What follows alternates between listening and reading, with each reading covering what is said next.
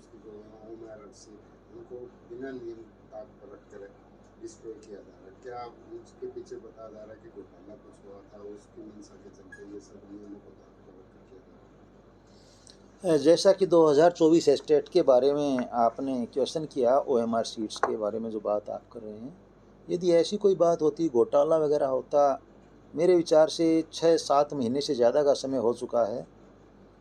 जहाँ तक सवाल किसी प्रकार की अनियमितता का है या घोटाले का है, तो एडमिनिस्ट्रेशन के स्तर पर कोई ऐसी बात होती, पहले ही डिस्ट्रॉय की जा चुकी होती।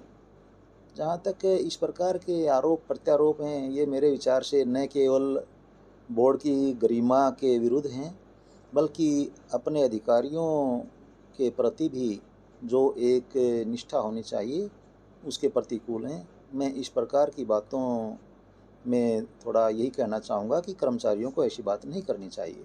क्यों डिस्ट्रॉय की जा रही है? कोई नियम है, कोई परमिशन दी गई है? हाँ, बाकायदा इस प्रकार का नियम है कि जो इररिलेवेंट रिकॉर्ड होता है, उसको एक लिमिटेड पीरियड है 6 महीने का, उसके बाद डिस्ट्रॉय किया जा सकता है।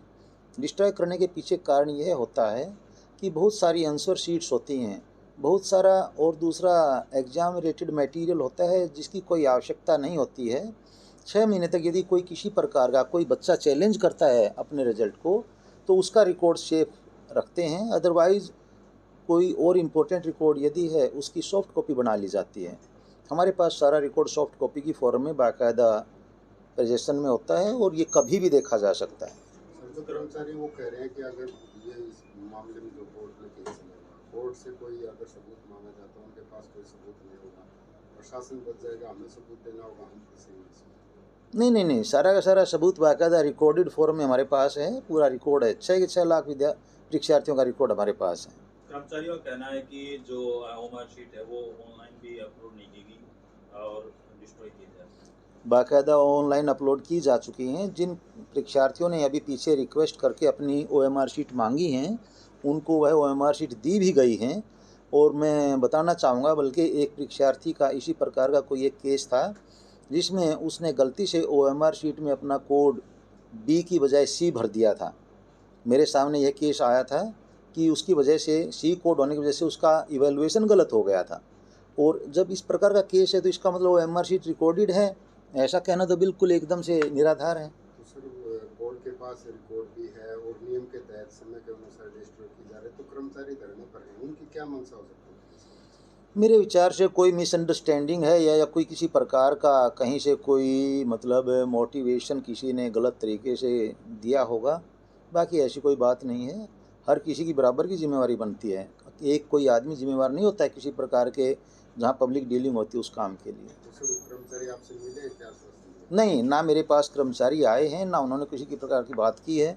जिस प्रकार से नीचे आपने अभी बताया कि कुछ गैदरिंग वहाँ है, यह पूरी तरह से गैर कानूनी है। मैं आपको यही बताना चाहूँगा, बाकायदा कोर्ट का फैसला है, डायरेक्शन है कि यदि बोर्ड परिसर में, ख़ासतौर पर एडमिन ब्लॉक में, यदि इस प्रकार का कोई धरना प्रदर्शन करते हैं, तो वह कंटेम्प्ट ऑफ कोर्ट होगा।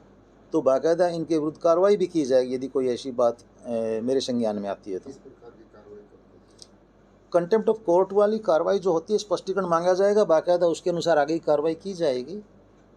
आगे बोर्ड द्वारा जो डिस्ट्रॉय की जा रही है उसको लेकर क्या कदम उठाए जाएंगे? नहीं कोई किसी प्रकार का जो रिलेवेंट रिकॉर्ड है डिस्ट्रॉय नहीं किया जा सकता है। बाकायदा सारा रिकॉर्ड सेफ कस्टडी में रखना होता है और 3 कॉपी इसकी अलग अलग से रखी जाती हैं। एक कॉपी कॉन्फिडेंशियल ब्रांच में होती है जो परमानेंट रखी जाती है, दूसरी कॉपी सेक्रेटरी के पास होती है, तीसरी कॉपी जो रिजल्ट ब्रांच, जो इनकी कंसर्न ब्रांच होती है, उसमें होती है।